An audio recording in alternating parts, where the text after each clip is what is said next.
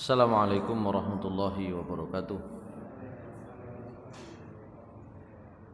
Alhamdulillah wa syukru lillahi wa la hawla wa la quwwata illa billah. Asyhadu an la ilaha illallah wahdahu la syarika lah wa asyhadu anna Muhammadan abduhu wa rasuluhu la nabiyya ba'dah. Allahumma salli wa sallim wa barik ala nabiyyina Muhammad wa ala alihi wa sahbihi wa mawalah. Amma ba'du fa ya ibadallah usikum wa iyaya bitaqwallah faqad fazal muttaqun. Qala Allah ta'ala fi kitabihil karim, a'udzu billahi minasyaitonir rajim. Bismillahirrahmanirrahim. Ya ayyuhalladzina amanu taqullaha haqqa tuqatih wa la tamutunna illa wa antum muslimun. Shadaqallahul adzim. Hadirin jamaah salat maghrib di Masjid Al-Mahdi Perumtas 3 Tulangan yang dimuliakan Allah Subhanahu wa taala. Kajian kita di kitab Fiqhus Sunnah ini terakhir itu kita bahas tentang sujud sahwi. Insyaallah begitu ya. Nah, sekarang kita masuk di bab tentang sholatul jamaah. Sholat jamaah. Sholat jamaah ini menjadi saya kira menjadi perhatian kita khususnya belakangan ini gitu ya. Nek pas enggak ono masalah sing teko gak pati ono kan gitu ya. Sekarang ada masalah rame kan gitu ya. Akhirnya kemudian direvisi kelihatannya ya, masjid tidak ditutup sementara, tapi sholat jamaah nggak boleh kan gitu ya. Yang terakhir ya gitu, ini perkembangannya. Baik, kita bahas tentang sholat jamaah. Ada beberapa pembahasan penting barangkali hari ini. Ya, tentu saja tentang keutamaannya. Kalau tentang keutamaan banyak sekali, bahkan saya punya buku khusus bahas tentang sholat jamaah yang itu kesimpulan akhir dari buku itu kalau untuk kaum laki-laki itu wajib gitu ya. Kalau untuk kaum laki-laki wajib. Meskipun nanti kita bahas di sini hukum tertingginya mentoknya itu sunnah gitu ya. Tapi jangan dibayangkan sunnah seperti yang kita pahami. Kalau yang kita pahami kan sunnah itu nek ditinggal kau apa-apa kan gitu ya. Baik. Bismillahirrahmanirrahim. Sholatul jamaah. Sholat jamaah. Sholatul jamaati sunnatun muakkadatun. Sholat jamaah itu hukumnya sunnah muakkadah, sunnah yang betul-betul sangat ditekankan. Warada fi fadliha ahaditsun katsirah nazkuru ba'daha fi ma yali. Terkait dengan keutamaan sholat jamaah itu ada banyak hadis, sangat banyak hadis. Sebagian yang bisa disebut diantaranya adalah sebagai berikut. Yang pertama, an Ibni Umar radhiyallahu anhuma anna Rasulullah sallallahu alaihi wasallam qala salatul jama'ati afdalu min salatil fardhi bi 27 darajah muttafaqun alaih. Ini saya kira yang termasuk yang paling populer dan paling sering kita baca atau kita dengar. Kata Rasulullah SAW berdasarkan hadis yang disampaikan oleh Abdullah bin Umar radhiyallahu anhuma, diriwayatkan oleh Imam Bukhari dan Muslim, Rasulullah SAW bersabda, sholat jamaah itu lebih utama dibanding dengan sholat sendirian dengan keutamaan 27 kali lipat, 27 derajat. Hadis riwayat Bukhari Muslim. Ini yang paling sering. Yang kedua, an Abi Hurairah radhiyallahu anhu qala Rasulullah sallallahu alaihi wasallam salatur rajuli fi jama'atin tudha'afu ala salatihi fi baitihi wa suqihi khamsan wa ishrina dha'fan. Wa dzalika annahu idza tawadda'a fa ahsana al-wudu' thumma kharaja ila al-masjid la yukhrijuhu illa as-shalah lam yakhutta khutwatan illa rufi'at lahu biha darajatun wa hutta anhu biha khati'atun fa idza shalla lam tazalil malaikatu tusalli alaihi madama fi musallahu ma lam yahduth. Allahumma salli alaihi Allahumma arhamhu wa la yazalu fi salatin man tadharas shalah. Muttafaqun alaihi. Dari Abu Hurairah radhiyallahu an, beliau menceritakan Rasulullah SAW bersabda, sholatur rajuli fi jama'atin, sholatnya seorang laki-laki, fi jama'atin, dalam sholat jamaah. Maksudnya jamaah di sini itu di masjid, gitu ya. Karena nanti di belakang itu ada ininya, ada keterangan yang menunjukkan kalau tidak di masjid di mana. Ya. Tudha'afu ala salatihi fi baitihi wa suqihi khamsan wa ishrina dhifan. Akan dilipat gandakan dibanding salatnya dia di rumahnya. Loh, di rumah kan bisa jamaah juga. Gitu. Jadi maksudnya yang kalimat pertama salat seorang dalam salat jamaah itu adalah salat jamaah di masjid. Itu akan dilipat gandakan pahalanya dibanding salatnya di rumah, wasuqihi, dan di pasar. Ya kalau dulu kan pekerjaannya orang berdagang. Loh, sekarang bisa salat jamaah di mana? Di kantor. Bisa enggak? Bisa. 2 orang, 3 orang sak ruangan. Bisa enggak? Bisa. Ya, yang penting kan jamaah. Ya, jamaah itu penting. Tapi yang dimaksud dalam hadis ini itu jamaah di masjid. Bisa saja di pasar sak keluarga itu buka toko, misalnya toko pakaian, suami istri nunggu pasar, nunggu toko nih, bisa saja jamaah di situ. Tapi maksud hadis ini adalah sholat jamaah di masjid, gitu ya. Itu akan dilipat gandakan pahalanya dibanding sholatnya di rumah atau di pasar khamsan wa ishrina dhifan, ya, 25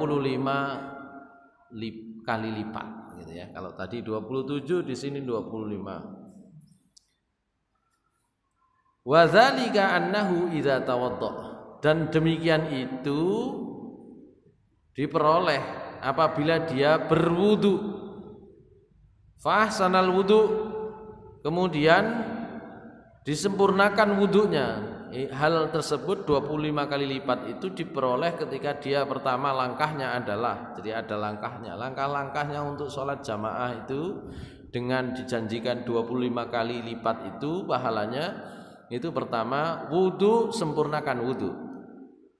Nah ini kan kalau ngomong sempurnakan wudu kan ada orang yang wudunya enggak cepet-cepet gitu ya. Sempurnakan wudunya. Kadang kita itu wudunya hanya memenuhi rukunnya misalnya, cepet-cepet. Khawatir cepet-cepet itu ada yang tidak sempurna, gitu ya. Sempurnakan wudu. Ini artinya persiapannya butuh persiapan khusus, waktu tersendiri.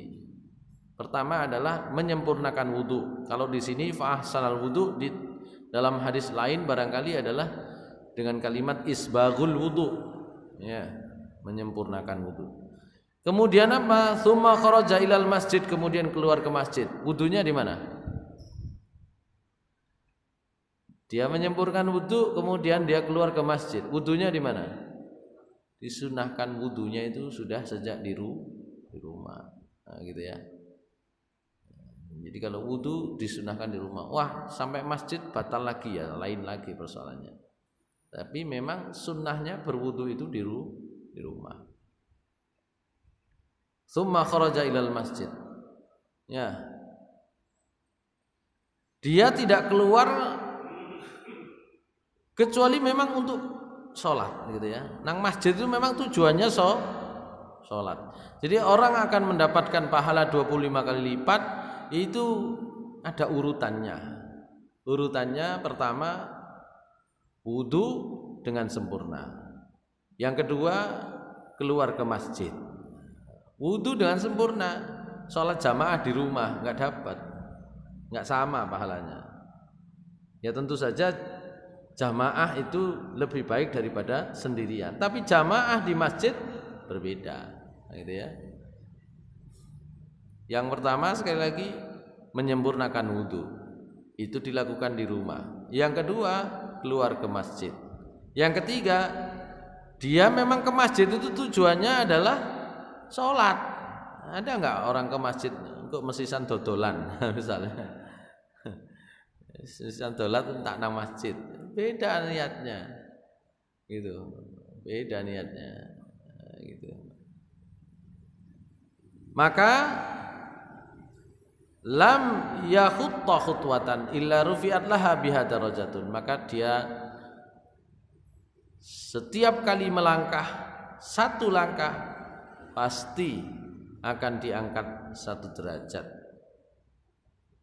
Wa hutta anhu biha khati'atun. Dan dengan satu langkah, setiap langkahnya itu dia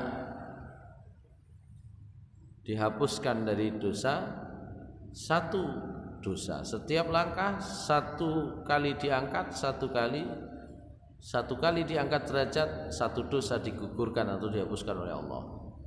Fa idza shalla, dan maka kalau dia sudah sholat kemudian sampai di masjid sholat, lam tazalil malaikatu tusalli alaiha, maka malaikat akan terus ya bersolawat, berdoa kepada orang tersebut. Madama fi musallahu, selama dia di tempat sholatnya, malam yahdus, selama belum batal.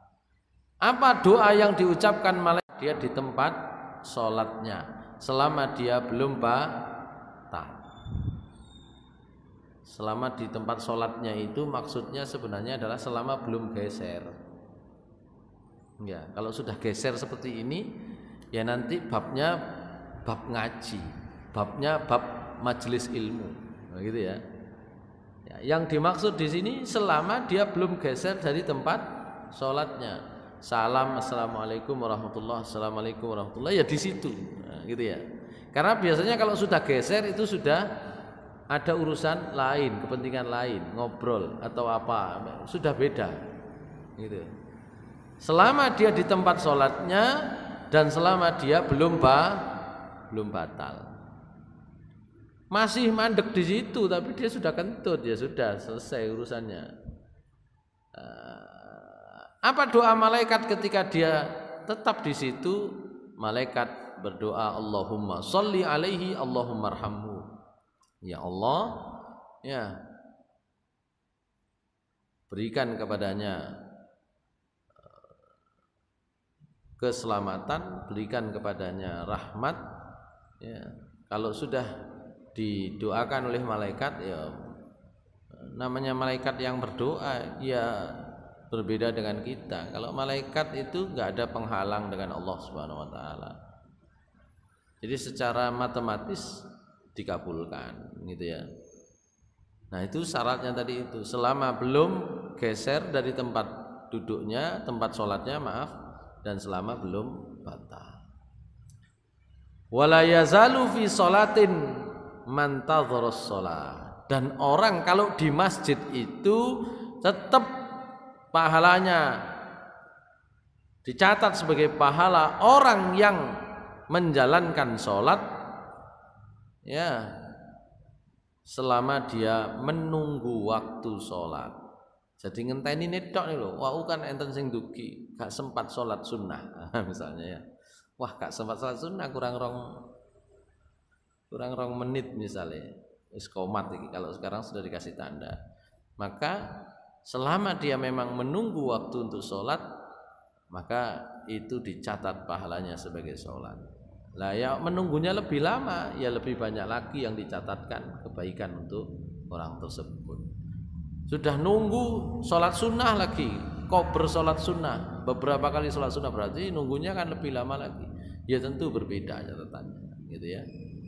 Hanya menunggu saja untuk waktu sholat dilaksanakan itu sudah dicatat sebagai sholat. Itulah keutamaan sholat jamaah di masjid. Nek mboten nang masjid mboten enten niku wau. Doa malaikatnya enggak ketemu, enggak geser dari tempat, enggak ketemu pahalanya masing-masing. Ya. Hanya pahala dilipat gandakan saja, tapi pahala ini tadi kelebihan-kelebihan lain yang disebut secara rinci enggak didapat kecuali di masjid. Baik, itu yang kedua. Yang ketiga dari Abu Hurairah juga. Dari Abu Hurairah radhiyallahu an, qala dia meriwayatkan, atan Nabiyya sallallahu alaihi wasallam rajulun a'ma. Faqala ya Rasulullah laisa li qa'idun yaquduni ilal masjid. Fasala Rasulullah sallallahu alaihi wasallam ayyurakhis lahu fayusalli fi baitihi farakhasa lahu. Falamma walla da'ahu faqala lahu hal tasma'un nida' bis shalah? Qala na'am. Qala fa'ajib, rawahu Muslim. Ya. Kata Abu Hurairah radhiyallahu an, ada seorang ya laki-laki buta datang kepada Nabi sallallahu alaihi wasallam bertanya. Pertanyaan itu dimaksudkan untuk mendapatkan keringanan. Wahai Rasulullah sallallahu alaihi wasallam, saya ini enggak punya orang yang bisa membantu saya sampai ke masjid. Saya enggak punya orang yang menuntun saya ke masjid sementara saya buta.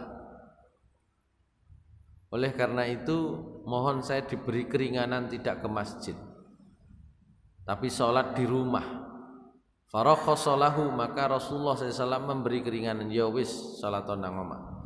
Falamma walla da'ahu, tapi tatkala orang itu sudah pulang wis seneng-seneng oleh rukhsah mulai berpaling, da'ahu, Rasulullah SAW memanggilnya kembali. Faqala lahu, setelah datang lagi orang itu, beliau bersabda bertanya, hal tasma'un nida' bis shalah? Sampean niku gak ono sing nuntun, tapi teko makrungu gak azan niku? Beliau bertanya itu, maka orang tersebut menjawab, na'am, saya dengar. Qala Rasulullah SAW bersabda, fa'ajib, oleh karena itu penuhi. Ya wis nek ngono teko. Nah, begitu ya. Yaitu orang yang buta. Memang gak ketok lho. Dikongkon teko. Lah sing ketok ning piye terusan?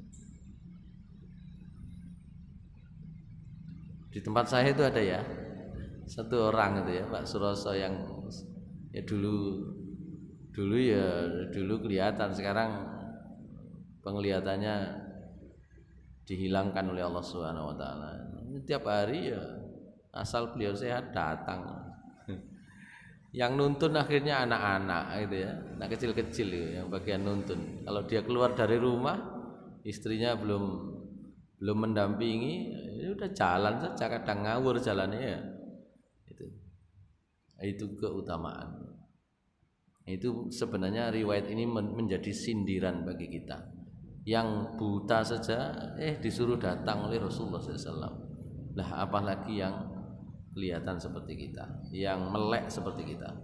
Baik, dari Abu Hurairah lagi, hadis nomor 4. Wa anhu radhiyallahu anhu anna Rasulullah sallallahu alaihi wasallam qala wallazi nafsi biyadihi laqad hamamtu an amura bihatabin fayuhtatab summa amuru rajulan faya umman nas summa ukhalifuhu ila rijalin fa uharriqu alaihim buyutahum muttafaqun alaih. Ini juga demikian. Dengan hadis ini ada yang mewajibkan sholat jamaah.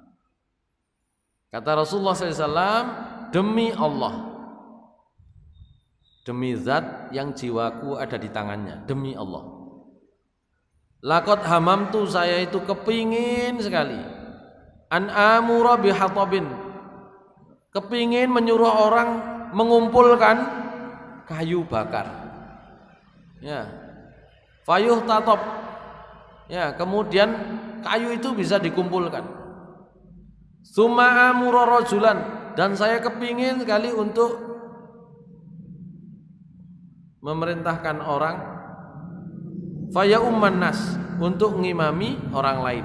Aku kepingin digawakno kayu bakar, terus setelah kumpul kayunya, saya pingin nyuruh orang untuk ngimami sholat, jangan saya yang sholat. Loh, untuk apa? Summa ukhalifahu ila rijalin, kalau sudah ada yang ngimami gantikan saya, ngimami sholat gantikan saya akan tinggalkan ya jamaah itu, tapi saya akan menuju kepada sekelompok laki-laki, sekelompok orang laki-laki. Untuk apa? Fa uharriqu alaihim buyutahum, supaya saya bisa bakar rumah-rumah mereka itu. Omahe wong sing gak teko salat itu kepengin tak parani, tak gawokno kayu, tak obongi kabeh. Nah, begitu ya. Itu kerasnya Rasulullah SAW dalam hal sholat jamaah. Oleh karena itu dalam hal sholat jamaah, beliau itu banyak sekali nanti rincian sunnah beliau ketika memimpin sholat jamaah itu yang sungguhnya memperhatikan jamaah, sangat memperhatikan jamaah.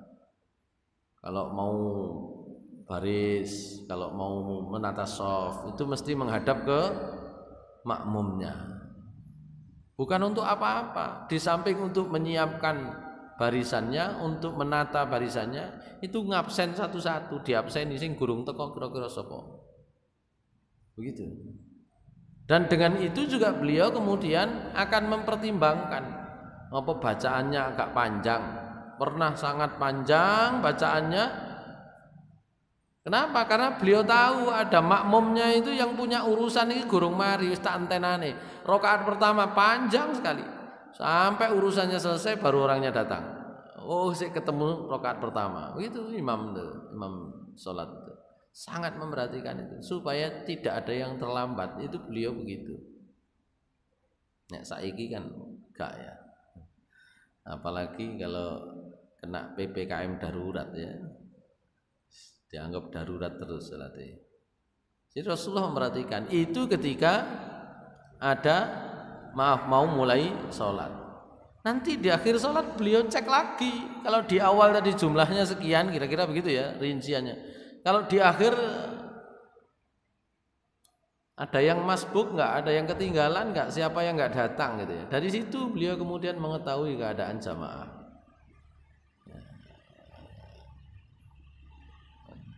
Nah, kalau memang ada yang beliau kenal kok nggak datang, itu tadi kata Rasul, yes, ingin saya datangi, saya bawakan kayu bakar, rumahnya kepingin tak bakar saja gitu ya. Baik, itu hadis yang keempat.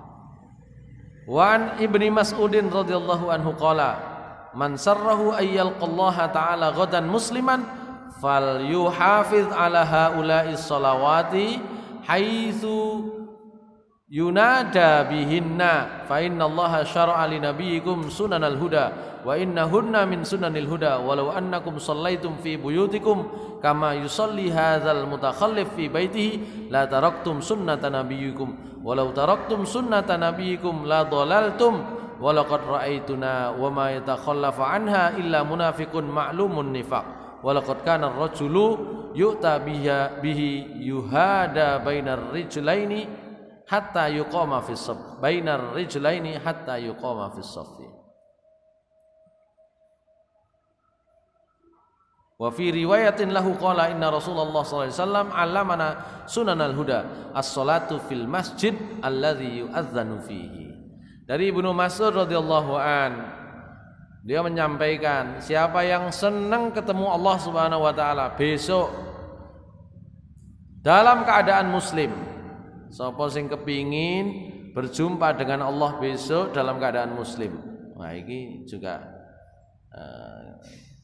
bisa menjadi ini ya, menjadi motivasi ya. Bukan hanya untuk menakut-nakuti ya. Sapa sing kepingin ketemu Allah meni. Nek meni temen berarti berarti mati.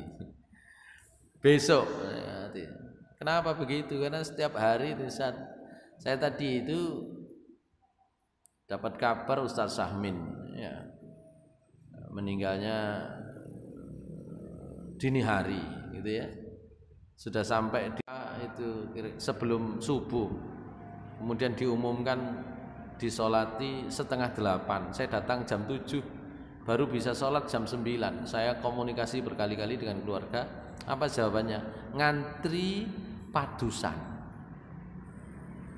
Jadi di tempat di kampung beliau itu antri hari itu pagi tadi itu ngantri. Karena ngantri, maka mestinya itu 7:30 tuh diprediksikan sudah antrian beliau tuh nggak tahu nomor 3 kalau nggak salah. Nah, itu sudah selesai, belum selesai. Jam 8:30 saya telepon, baru datang Ustaz ininya padusannya, baru dimandikan. Gitu ya. 9:30 kayak selesai gitu ya. Ketika datang ke makam, di situ masih ramai orang memakamkan di sebelah yang lain kan gitu ya. Nah, itu jadi ngantri. Sekarang banyak gitu ya. Terus ya nopo? Yo wayai memang. Ya, wayai Allah mengambil nyawa kita hampir berhimpitan waktunya. Ngomong bersamaan saja bisa. Kena tsunami sekali datang, ya berapa ratus ribu itu yang meninggal ya dalam waktu yang bersamaan. Susah nguburnya bersamaan. Pakai ekskavator kan gitu. Sekarang enggak bersamaan tapi berhimpitan waktunya. Tadi malam juga begitu, ada Nazismu Pasuruan telepon, Ustaz, ada saudara saya, kerabat saya meninggal di Sidoarjo, bisa nggak bantu begini. Saya akhirnya komunikasi agak panjang, intinya bisa dimandikan.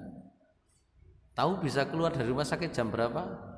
Itu tadi malam ya, sekitar setelah sholat isya, selesai ngaji sholat isya, itu saya ditelepon itu kabar meninggal, minta dibantu perawatannya bagaimana. Akhirnya saya komunikasi agak lama, akhirnya di rumah sakit bisa ikut merawat keluarganya ya, memandikan gitu ya. Tak pikir sudah selesai urusannya. Setelah subuh saya ditelepon lagi, Ustadz ini masih kesulitan ambulannya untuk membawa ke Pasuruan. Mantun Isya meninggal ya, kira-kira jam 8:30 itu ada kabar positif bisa ikut memandikan, keluarga bisa ikut memandikan di rumah sakit. Nah, selesai kan berarti kan nggak masalah ya, kira-kira kan selesai jam 9 kan, mari saja selesai 9 malam ya. Tak pikir sudah selesai urusannya. Besoknya tadi pagi ya, setelah subuh kira-kira jam 5:30 itu, sambil nunggu ini Ustaz Sahmin tadi itu almarhum, kasih kabar lagi, Ustaz mohon dibantu juga ini, sekarang ambulan yang bawa nggak ada, ngantri, nggak ada sopirnya. Sampai tadi jam berapakah selesainya? 9:30 siang itu baru sudah Ustaz dari rumah sakit sudah ada yang ngantar. Ini antriannya banyak gitu nggih. Tapi nggak apa-apa, begitulah ketetapan Allah Subhanahu wa taala. Jadi harus siap kita itu. Cuma harus cari solusi alternatif. Kalau ada yang mengalami begitu, segera cari informasi kepada ya orang-orang di sekitar kita, bagaimana bisa mengatasi persoalannya. Kemarin di Rewin juga begitu, meninggal pagi jam 7, bukan kemarin, 2 hari yang lalu ya. Itu nggak ada yang bisa ngerawat, nggak ada yang berani, nggak ada yang bisa. Akhirnya baru bisa dirawat oleh rumah sakit, tapi itu pun nunggu antrian.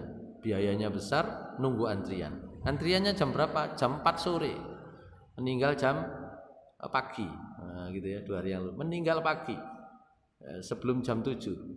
Gitu ya. Nah, baru bisa dimandikan, dirawat, dijemput itu jam 4 sore. Nah, itu. Selesainya agak malam mungkin ya. Balik lagi kan ngantarkan ke ini. Gitu.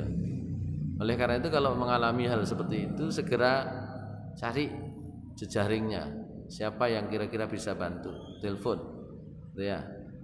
Nah, gitu. Kalau warga kita telepon saya misalnya, boleh. Nanti saya carikan alternatif solusinya, gitu ya. Rumah sakit penuh, gimana, gitu ya, misalnya. Baik. Siapa yang senang ketemu dengan Allah besok dalam keadaan muslim, kata Abdullah bin Mas'ud, maka hendaklah dia jaga sholat-sholat ini. Maksudnya apa? Sholat apa? Sholat fardu. Maksudnya apa? Sholat fardu berjamaah.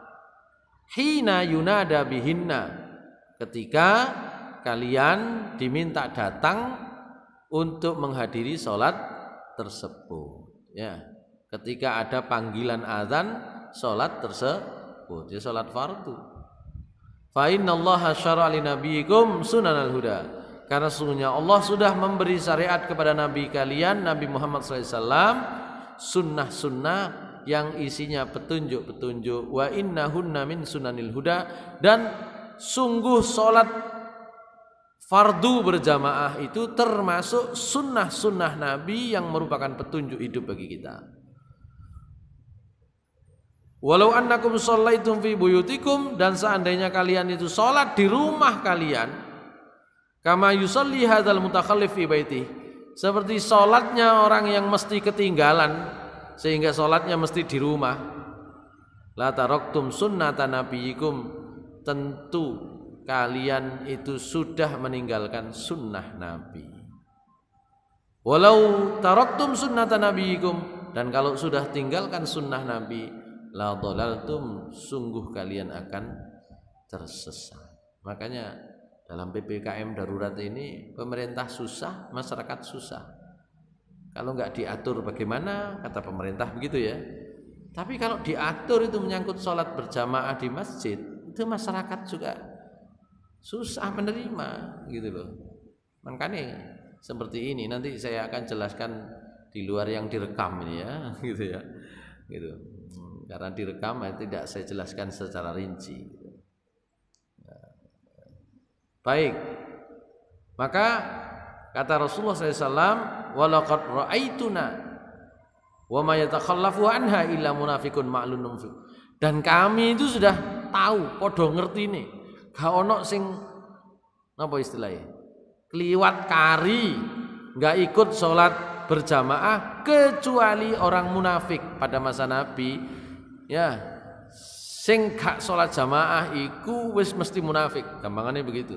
Kalau pada masa Nabi, kalau sekarang kan orang gak mau dikatakan munafik ya, gak sholat jamaah. Kalau pada masa Nabi gak ikut sholat jamaah, itu pasti munafik, kata Abdullah bin Mas'ud, bukan kata saya. Jadi pada masa Nabi SAW tidak ada orang yang nggak ikut sholat jamaah kecuali dia itu adalah munafik, maklumun nifak, yang memang sama-sama diketahui kemunafikannya jelas, gitu ya. Walaqad kana ar-rajulu yu'ta bihi yuhada baina rijlain hatta yuqamu fis-shaf. Jadi pada saat itu orang itu sampai gimana caranya diseret untuk bisa masuk shaf sholat jamaah. Ayo sholat toh, begitu ya. Hadis riwayat Muslim. Dan dalam riwayat lain disebutkan Rasulullah SAW sudah mengajarkan kepada kami sunnah-sunnah petunjuk, dan sholat di masjid itu termasuk di bagiannya. Sholat di masjid yang ada azan di dalamnya, gitu ya. Baik, jadi yang kita bahas tadi sholat jamaah adalah sholat di masjid, bukan jamaah sendiri-sendiri, gitu ya. Tentu ada boleh juga gitu, ada keutamanya daripada sendiri, tapi tetap yang kita bahas adalah sholat sunnah di masjid. Yang nomor 6 hadisnya, Wan Abi Darda radhiyallahu anhu qala sami'tu Rasulullah sallallahu alaihi wasallam yaqul ma min salasatin fi qaryatin wala badwin la tuqamu fihi musallah illa qad istahwadha alaihimus syaitan fa alaikumul bil jamaah fa inna ma ya'kulu dhibu minal ghamanil qasiyah rawahu Abu Dawud bi isnadin hasanin. Kata Rasulullah SAW, kalau ada satu kampung, kalau ada satu desa, kalau ada satu pemukiman, ada 3 orang kok tidak sholat jamaah, 3 orang ya, ada 3 orang saja kok nggak sholat jamaah, ya, maka pasti setan akan mengganggu, pasti, udah. Akan ngerecoki setan. Anak wong telu kok gak jamaah. Itu pasti setan akan ya menari-nari, setan akan mengganggu orang-orang yang sholat tersebut. Oleh karena itu fa'alaikum bil jamaah, wajib bagi kalian kalau sudah ada minimal ada temennya itu harus jamaah. Kita itu kan kalau bepergian itu kan repot kadang-kadang. Saya itu kalau bepergian kemana gitu, waktu sholat jamaah sudah selesai, cari gelombang berikutnya, tole gitu ya, karepe ngenteni. Lho, ngenteni moro-moro kanca sing dinteni karena tidak kenal, moro sholat dhewe. Lah piye itu ini gitu ya. Sholatlah berjamaah kata Rasulullah SAW, karena sungguhnya serigala itu hanya makan hanya menerkam, hanya memangsa kambing yang sendirian, gitu ya. Hadis riwayat Abu Dawud dengan sanad yang sahih. Baik, itu secara umum. Masih banyak sebenarnya hadis-hadis yang terkait dengan keutamaan sholat jamaah ini. Nah, ini kita masuk pembahasan berikutnya. Pembahasan berikutnya, kesimpulan dari kitab ini saya kurang setuju. Nah, gitu ya. Meskipun kitab ini sudah cukup moderat, ada lagi yang berpendapat lebih ketat. Wong wedok gak oleh sholat nang masjid gitu ya. Kita masuk bab tentang hudurun nisa al jamaah fil masjid. Bagaimana kehadiran perempuan di dalam sholat jamaah di masjid. Wa fadlu sholatuhunna fi buyutihinna, dan keutamaan sholat mereka di rumah. Nah, gitu ya. Intinya kesimpulan menurut buku ini, sholat jamaah di masjid bagi kaum perempuan boleh ya. Sholat di rumah itu lebih utama gitu ya. Ini kesimpulan dari judul babnya.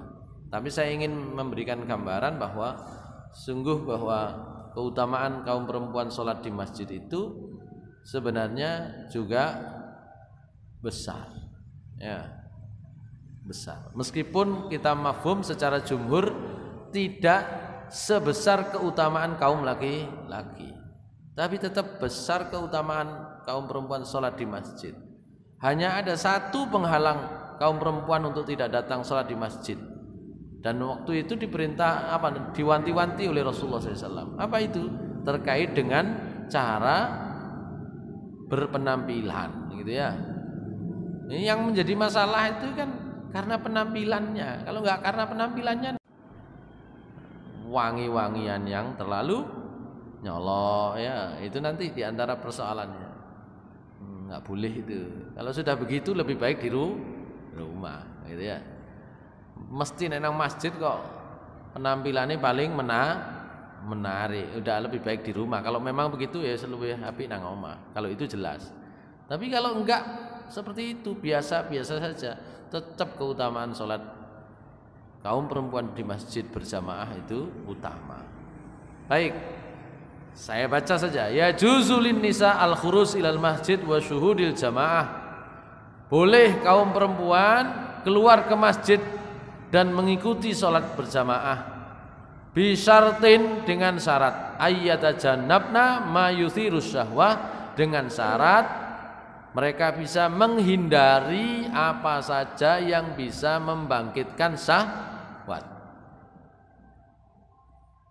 Wa yad'u ilal fitnah, bisa menghindari apa saja yang mengundang fitnah. Minaz zinah wat tib. Di antaranya yang bisa mengundang fitnah, mengundang syahwat adalah az-zinah, perhiasan. Mau nang masjid ae gelang 10 digawe kabeh misale kan ngono. Kan orang kan akhirnya noleh. Lah iya wong iku ya. Sak sikil-sikile gawe begel misale lho. Wattib atau wangi-wangian ya. Wong siji mlebu sak masjid ambu kabeh kan gitu ya. Ambune ambu wangi, mesti noleh. Iki sapa sing ambu? Fa'an Ibni Umar radhiyallahu anhuma anna Nabiy sallallahu alaihi wasallam qala, dari Ibnu Umar radhiyallahu anhuma Rasulullah SAW bersabda, la tamna'un nisaa yakhrusna ilal masajid wa buyutuhunna khairul lahunna. Jangan kalian halangi kaum perempuan keluar ke masjid,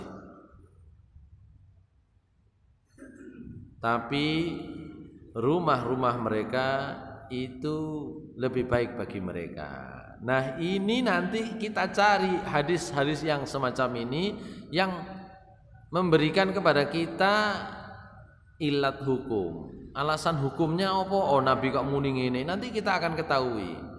Gitu loh. Sehingga kalau ilat hukum itu tidak terjadi, sebab hukumnya tidak terjadi, maka keutamaan ke masjid itu tetap, gitu loh. Jadi Nabi itu ketika menyatakan demikian, itu ada ilat hukumnya, ada sebab hukumnya. Ini hadis yang pertama. Hadis yang kedua, An Abi Hurairah anna Nabiy sallallahu alaihi wasallam qala, ini pernyataan Nabi baik yang diriwayatkan oleh Ibnu Umar atau Abu Hurairah sama, cuma redaksinya saja berbeda. Itu artinya beliau berdua memang mendengarkan sabda Rasulullah SAW, hanya saja redaksi yang dipakai oleh Ibnu Umar radhiyallahu anhuma dengan Abu Hurairah radhiyallahu an itu tidak sama. Kata Ibnu Umar, kata Abu Hurairah, Rasulullah SAW, Nabi sallallahu alaihi wasallam bersabda, la tamna'u ima Allah masajidallah. Jangan kamu halangi kaum perempuan ima Allah masajidallah, masjid-masjid Allah. Ya. Ima jamak dari amatun. Amatun itu hamba sahaya perempuan. Hamba sahaya. Maksudnya kaum perempuan. Ya, termasuk hamba sahaya pun jangan dihalangi untuk datang ke masjid. Hamba sahaya itu ya sampean duwe ewang, sampean duwe gitu ya, sing momong anak. Yes. Jangan nang masjid ka opo-opo. Jangan halangi mereka ke masjid-masjid Allah. Tapi syaratnya wal yakhrujna, hendaklah mereka keluar, kaum perempuan itu keluar ke masjid, maksudnya nih wal yakhrujna, hendaklah mereka keluar ke masjid tafalatin. Sini ada di bawah tuh. Tafalatin itu maknanya ghairu mutatayyibatin, hendaklah mereka keluar tanpa wangi-wangian. Gitu ya. Lula ambu Pak, maksudnya wangi-wangian yang dipakai untuk menarik orang. Kalau sekedar wangi-wangian untuk menghilangkan bau tubuh tidak apa-apa, gitu ya. Pakai apa bahasa sekarang tuh, deodoran, pakai apa ya boleh. Tapi kalau wangi-wangian sing untuk pakaian, wah disemprot mari ngono kabeh noleh, itu enggak boleh. Hadis ini diriwayatkan oleh Imam Ahmad dan Abu Dawud. Dan dari Abu Hurairah juga Rasulullah SAW bersabda, ayyuma imra'atin asabat bakhuran fala tashhad ma'ana isya al-akhirah. Sapa wae wong wedok kok nggawe bakhuran itu kalau bahasa sekarang tuh seperti aromaterapi gitu ya. Nggih. Bakhur itu aromaterapi. Jadi nggak minyak seperti aromaterapi, ya. Aromaterapi itu kan biasanya dibakar ya, diapakan itu, kan gitu ya. Ya semacam itu. Tapi maksudnya adalah yang memakai wangi-wangian sehingga membuat orang itu semua menarik perhatian lah gitu ya. Fala tashhad ma'anal isya al akhirah, ya, maka jangan bolehkan dia ikut sholat isya, gitu ya. Maksudnya jangan bolehkan ikut sholat jamaah gitu. Wal afdal lahunna shalah fi buyutihinna. Ini kesimpulannya Syekh Sabiq, lebih utama kalau kaum perempuan itu disolat di rumah. Adakah hadisnya? Ada. Nah, justru dengan hadis ini saya ingin menyatakan bahwa hadis ini memang menjadi ilat, menjadi sebabnya Nabi ngomong sholat di rumah itu lebih baik. Kenapa? Karena memang tipe perempuan yang dihadapi oleh Nabi itu ya iku mang rodok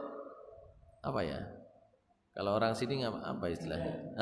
Rodok endel gitu ya. Jadi ada hadis yang diriwayatkan oleh Imam Ahmad dan Tabrani.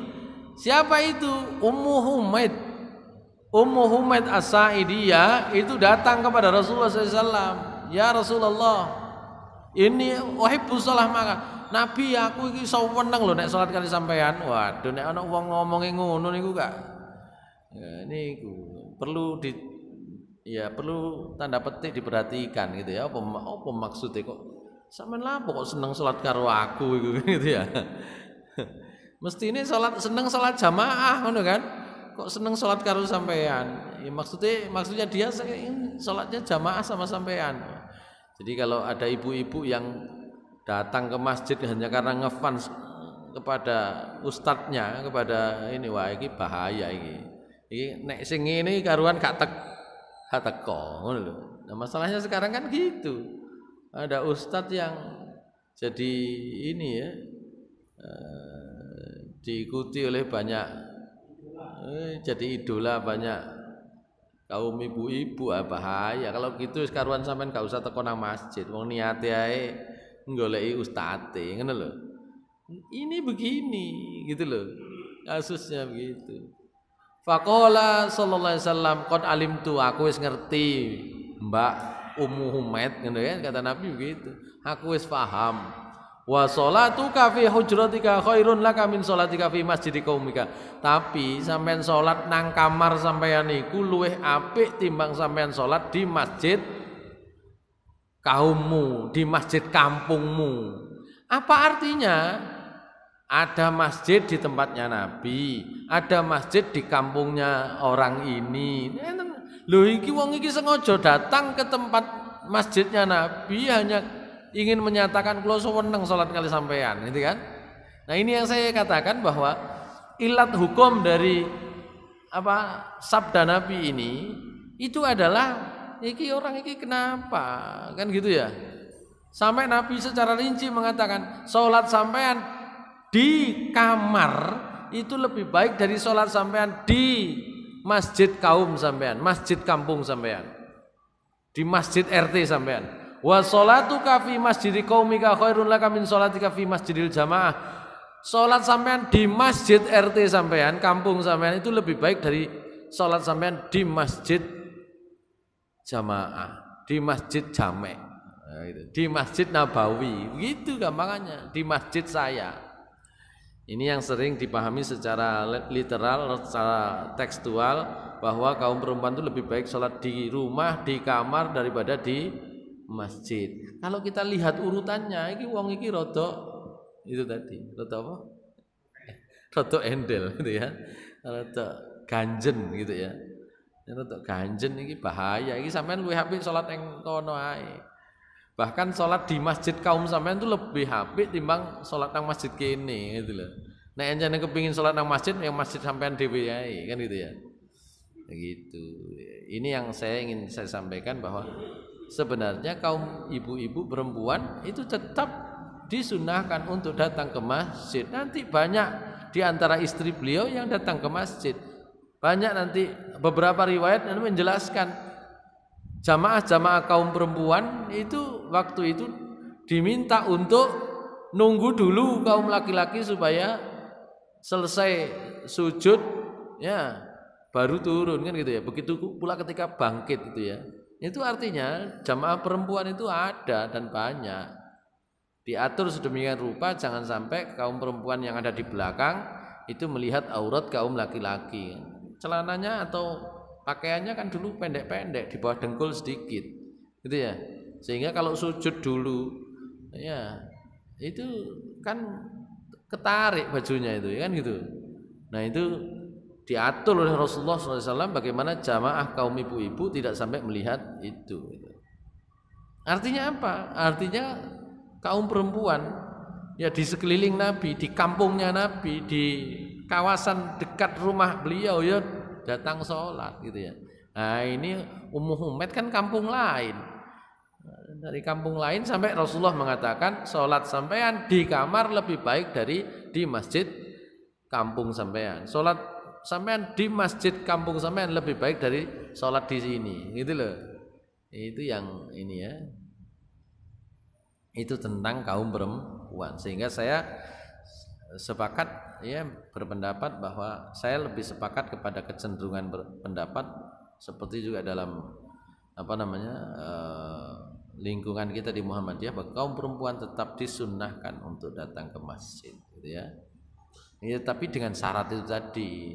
Nah, orang iso njogo iku ya sekaruan salat nang omah ae. Kalau itu selesai, itu alasan itu kalau tidak terpenuhi, syarat itu kalau tidak terpenuhi ya lebih baik di rumah saja. Baik. Yang terakhir tentang salat di jamaah di masjid, ya pembahasan terakhir hari ini maksud saya, itu istihbabus shalah fil masjid al-ab'ad wal katsiril jam'i. Dianjurkan untuk sholat di masjid yang lebih jauh dan lebih banyaknya. Ya, waduh, mosok golek sholat nang gone iku An-Nur kan gitu. Nanti ada hadis lain yang melarang orang menyengaja datang ke satu masjid kecuali ketiga masjid. Nah itu nanti harus dikompromikan. Maksudnya adalah masjid itu kalau lebih rame itu lebih afdol. Ya. Datang sholat jamaah dengan bersusah payah itu lebih afdol gitu. Itu maksudnya demikian, gitu loh. Artinya setiap langkah kita yang susah ketika datang ke masjid itu menjadi nilai kelebihan tersendiri. Jadi babnya saya akan alihkan ke sana. Kalau di sini bunyinya secara letterlek masjid lebih jauh, lebih banyak jamaahnya, lebih utama, lebih afdol. Saya kira nanti orang morong golek sholat nang alun-alun kabeh, nang Nur kabeh mboten. Bukan gitu maksudnya. Masjid semakin rame semakin afdol. Datang untuk sholat masjid ya dengan semakin bersusah payah semakin afdol, gitu ya. Itu kesimpulannya. Yustahabbus shalah fil masjid al-ab'ad alladzi yajtami'u fihi al-adadul katsir. Jadi disunahkan untuk sholat di masjid yang lebih jauh, yang jumlah jamaahnya lebih banyak. Pada waktu itu memang masjid Nabi Muhammad SAW itu menjadi jujukan. Orang untuk menjalankan sholat Jumat itu datang dari pelosok-pelosok kampung, dari daerah yang bisa jadi menempuh waktunya nggak cukup 1 hari. Gitu loh. Makanya kalau kemudian ketemu sholat Jumat sama sholat Idul Fitri atau Idul Adha di hari yang sama, boleh tidak dilaksanakan sholat Jumatnya, kan gitu ya. Kenapa? Cek gak mindoni nggih nek omahe cidek. Nah, karena itu nanti kita bisa ambil kesimpulan yang rumahnya dekat sholat Idul Adha, siangnya sholat Jumat tetap dilaksanakan. Tapi yang rumahnya jauh, waduh golek masjid iki ado, ya wis, nek wis mari Idul Adha nyembelihnya itu waktunya adalah pendek, dia pulang ke rumah tidak perlu Jumatan. Itu seperti itu. Jadi kita harus tahu kondisinya di mana pada saat itu Masjid Nabi menjadi jujukan, khususnya ketika sholat-sholat jamaah, terutama di hari raya. Gitu ya. Di kampung-kampung itu ada masjid sendiri-sendiri. Masjid itu nopo? Kalau di tempat kita musola itu masjid. Pokoknya sampai nggoni azan, sampai nggoni sholat jamaah itu masjid. Al-Mahdi ini ketika awal muncul namanya musola kemudian masjid, itu sebenarnya nggak ada pengaruhnya. Sejak awal itu masjid, gitu loh. Jadi yang disebut masjid itu ini. Cuma masjid itu ada yang masjid jami, ada yang masjid bukan jami. Ada masjid jami itu jami masjid yang dipakai Jumatan, ada yang tidak dipakai Jumatan. Pada masa Nabi masjid yang di kampung-kampung gak digawe Jumatan, mereka Jumatannya ke masjid Nabi, gitu loh. Jadi gitu. Dengan itu maka ini tadi Rasulullah SAW bersabda, kata Abu Musa al-Asy'ari, inna a'dhaman nas fi sholati ajron ab'aduhum ilaiha mamsha. Orang yang paling besar pahalanya dalam sholat berjamaah itu yang paling jauh jalannya, gitu. Maksudnya ojo ado-adoan golek masjid, ya masjid sampean kan isi ini. Maksudnya adalah orang yang paling susah untuk datang ke masjid itu mendapatkan pahala paling banyak. Waduh, Nabi lah pahalanya paling titik. Nah, pahalanya Nabi gak teko iku tok, sing liyane metu pahala kabeh kan gitu ya. Begitu. Ini juga ada terkait dengan sebagian sahabat. Hadis ini bunyi ini terkait dengan sebagian sahabat kepingin omahe ku gandeng masjid kabeh. Jadi sebagian sahabat itu rumahnya, terasnya itu ditempelkan ke masjid Nabi gitu. Oleh Nabi itu keprasen, bahasa apa keprasen ini bahasa Indonesia ya. Iku keprasen, nah gitu ya. Iku malah sampean sorong kok. Nek sampean keadaan junub ya, sampean keadaan junub iku sampean nang masjid atau nang omah iku kok bet iku. Jadi kabur, jadi jembuh, itu loh. Sampean keprasi, sampean durno, mundur gitu ya. Sebagian sahabat pingin rumahnya gandeng masjid, kepingin niru Nabi. Nabi aja ditiru kabeh, kabeh masjidnya nang nemplek masjid kabeh, omahe maksudnya. Rumahnya nanti nempel rumah semua nanti.